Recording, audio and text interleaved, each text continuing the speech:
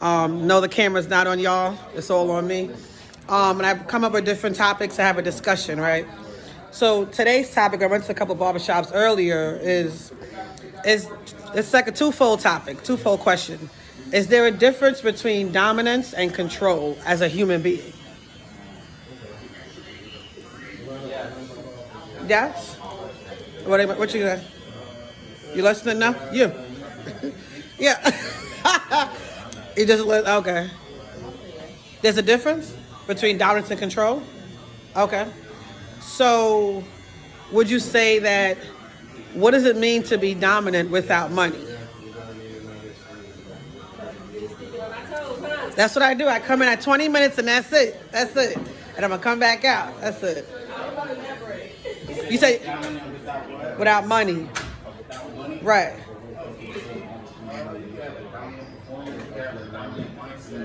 Okay.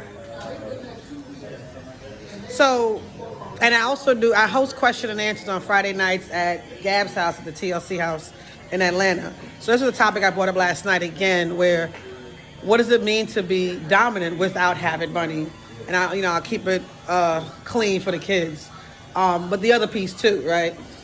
So what the answers that I came up with in the variation was respect. You can respect somebody and be dominant without money. You understand? No? Oh, okay. Her eyes are like, So, let's say you're with a partner and you realize that you know that their mindset is greater than what they bring out in their pockets. You still respect them regardless of what they have to offer you tangibly. Because you know the real currency is the mindset, right? It's the value of the person.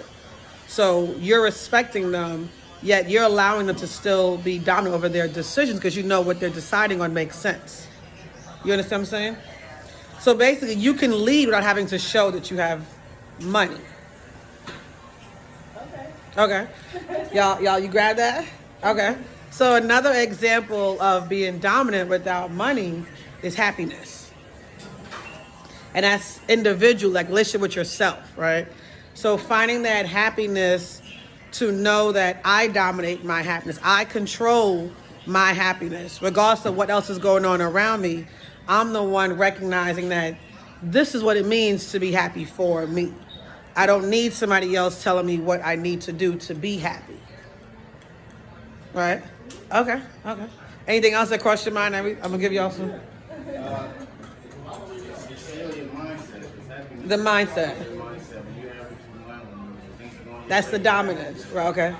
So here was a trick question that it's not really a trick question. Is it easier to dominate someone else than to dominate yourself?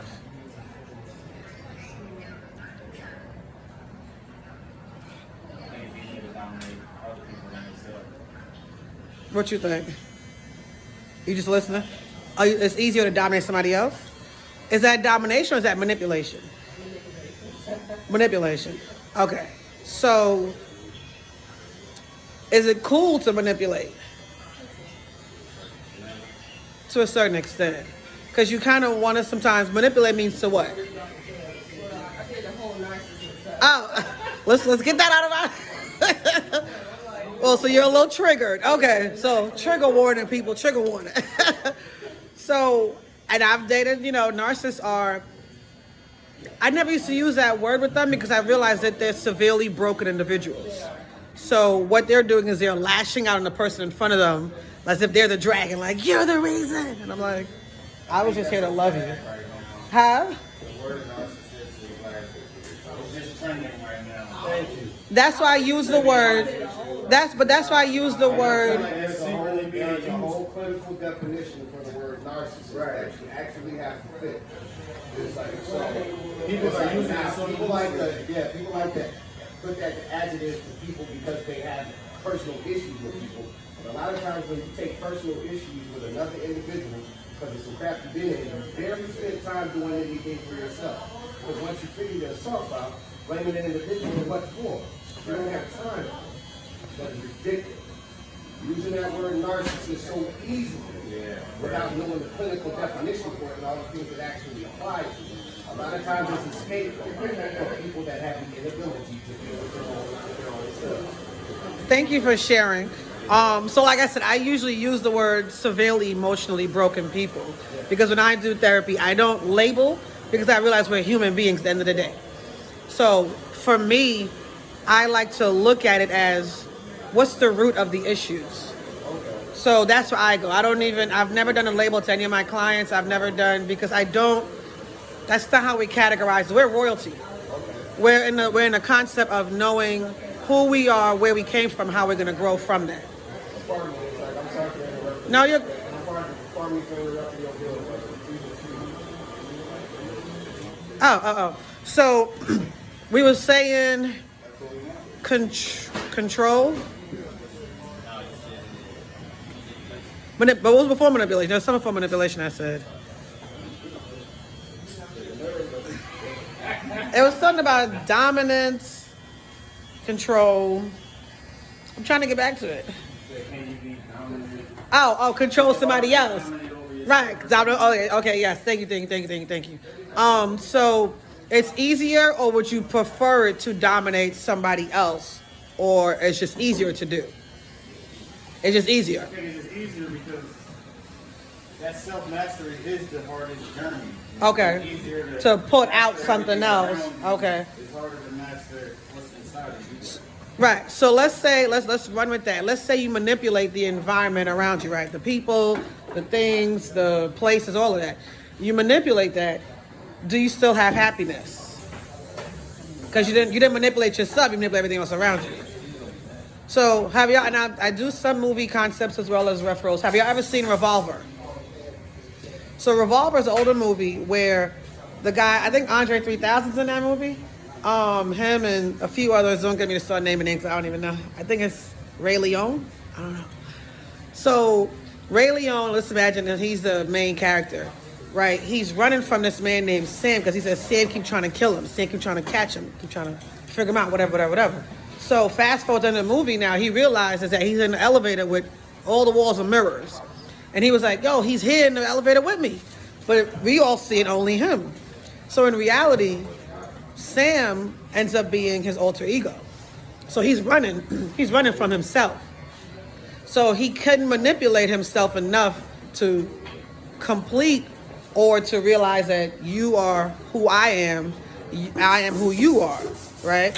So I said that to say, in a movie form, it looks like if he can't even manipulate himself because he's so busy trying to run from himself. So would you say as a human being that it's easier to manipulate somebody else, or are you forced to manipulate yourself? Not even manipulate. Are you forced to self-evaluate at some point in your life? And if so, what is that point? What does it look like?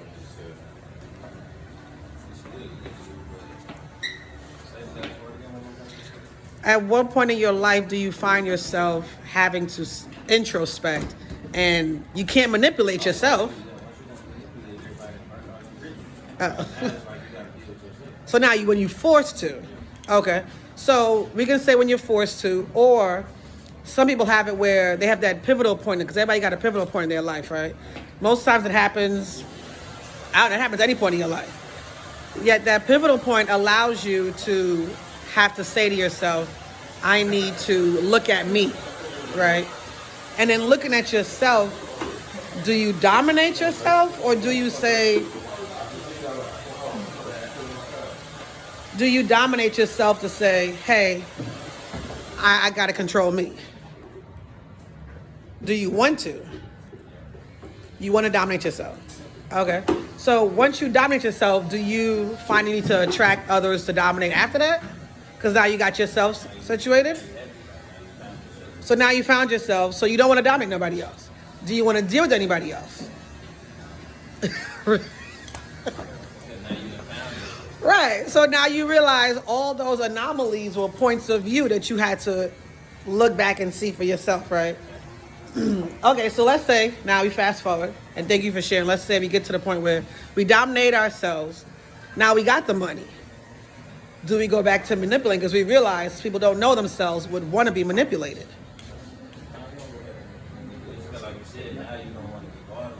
Right. Well, let's say you elevated past that. Once you get to that point, you know with life, once you stop chasing money, money chase you.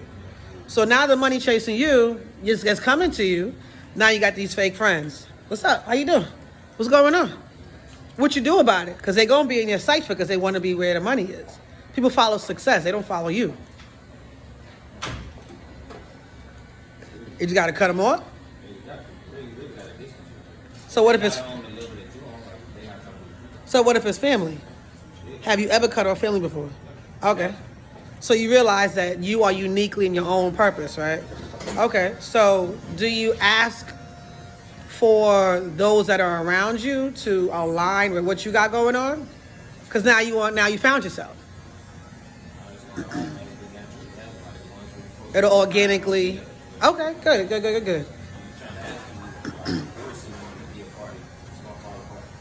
Okay. Okay, that's good. Anybody else want to say something about that? No? Thank you. You're like my star student today. So let's go to this next avenue, because when I mentioned that before, I realized dominance kind of fell on the male aspect. Control fell on the female aspect. Is that one and the same?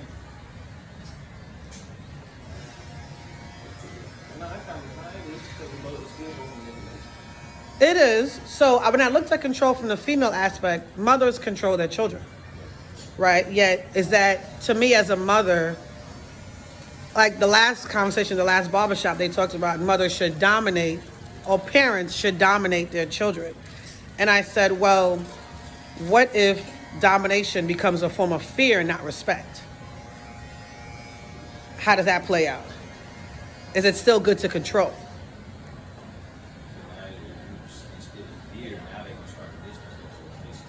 Right.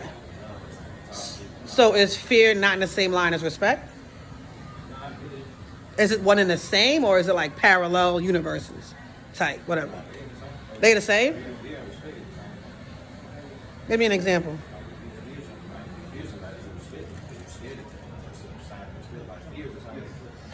So give me an example of respecting something without fearing it. Because you can respect somebody without fearing them.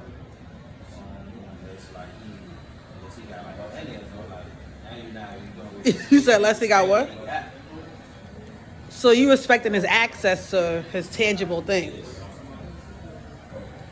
So there's no person in your arena that you respect without fearing them?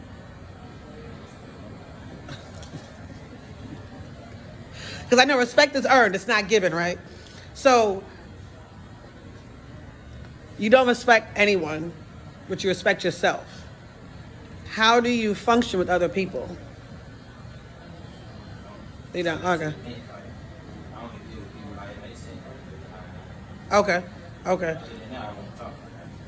You'll more observe.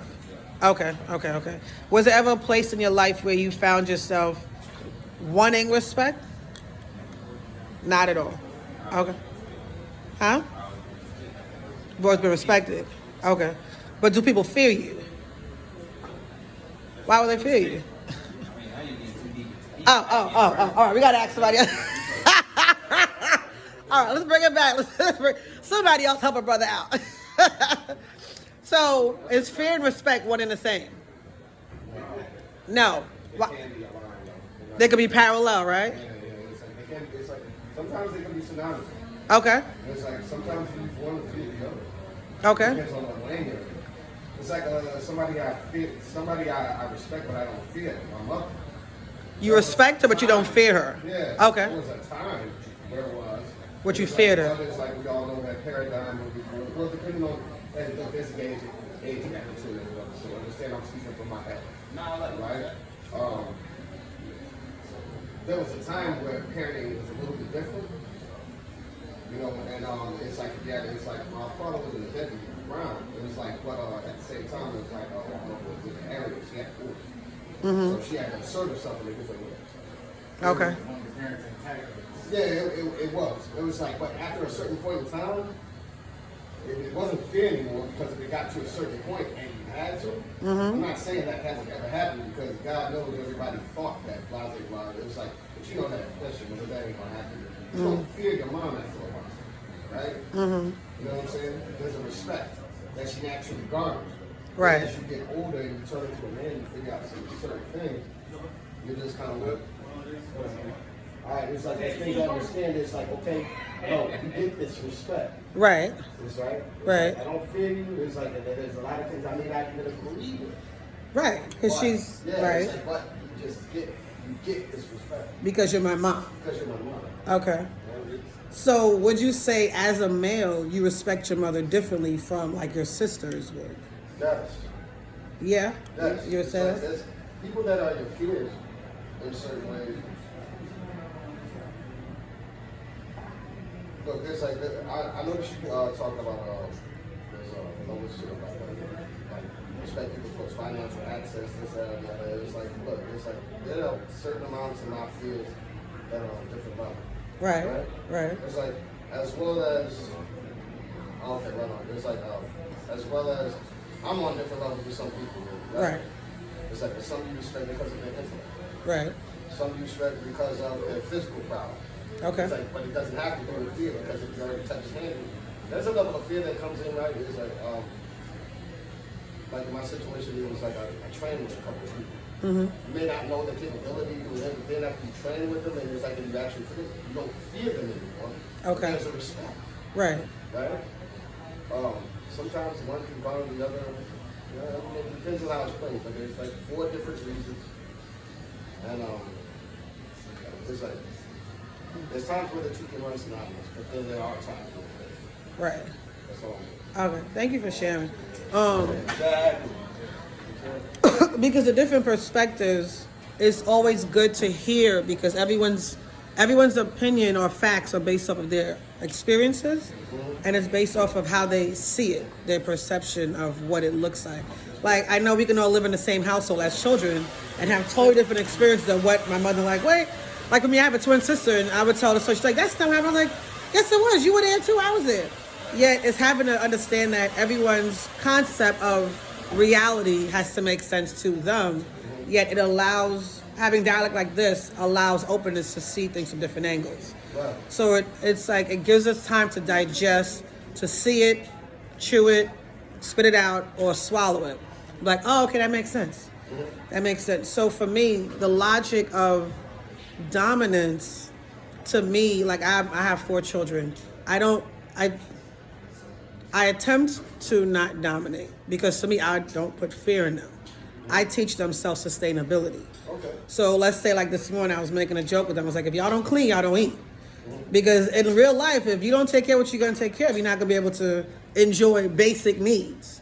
You know, and I always encourage them to learn to do for self. Yeah. Learn to self-reflect, self-aware, self-assess in your decision making.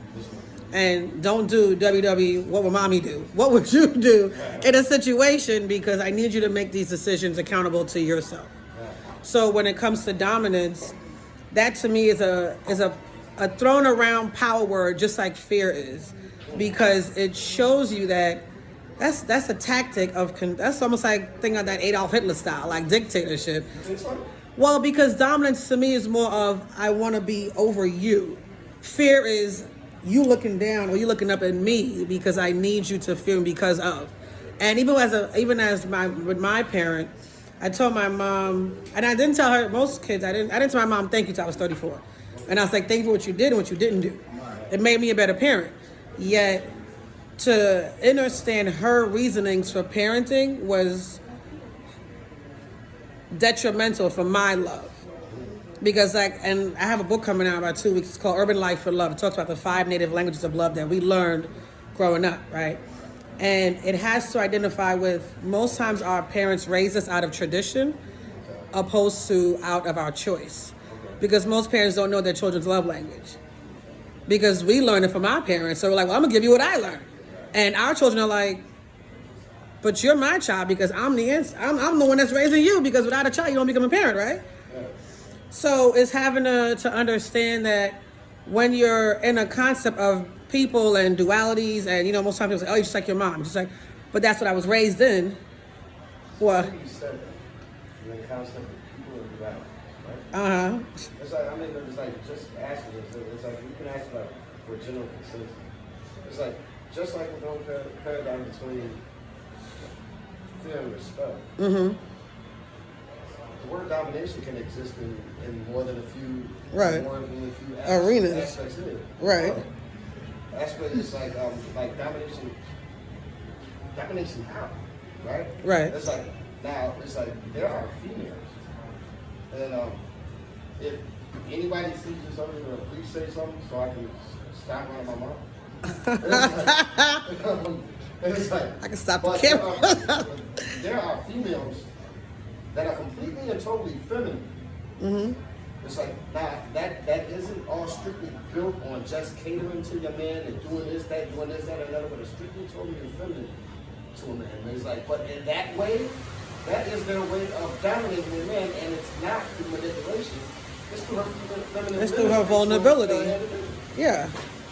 It's like, now, would you call that, it's like, and this is my question to the brother, would you call that a bad way of domination?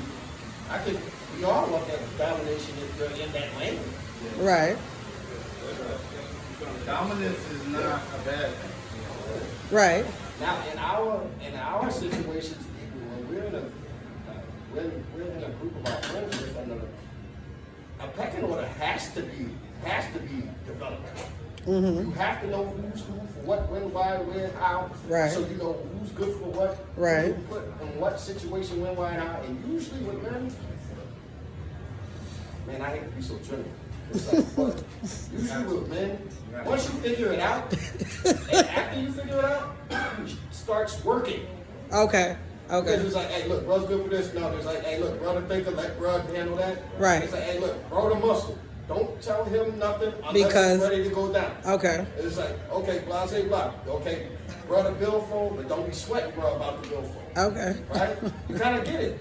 I get it. You know what I'm saying? So, Thank you.